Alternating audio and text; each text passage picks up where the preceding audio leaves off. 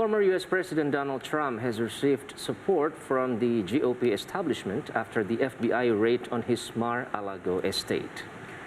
While the Department of Justice has been silent on the reason behind the investigation, people familiar with the matter say it relates to an ongoing investigation into the discovery of classified material in boxes of White House records, the National Archives, and records administration recovered from Mar A Lago earlier this year.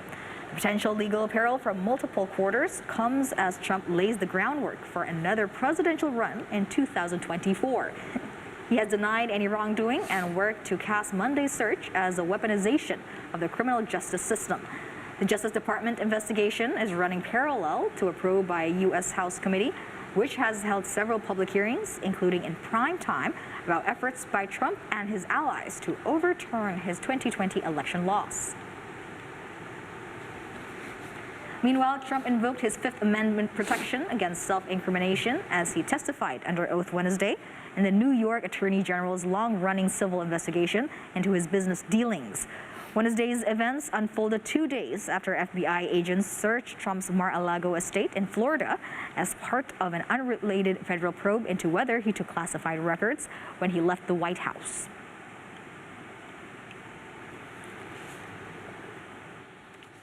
It's untenable, it's unbelievable, and it's quite remarkable, and not in a good way, as I think you would understand we would view it, because Hillary Clinton, of course, had the same thing. She admitted on her private server at home. There's been other examples, but she's the most notable, in the backdrop of having run against President Trump. Why wasn't that ever investigated? Why didn't the FBI go in and take her laptop? And why didn't they, in the, dare I say, the dark of night with guns drawn and those kinds of, that show of force?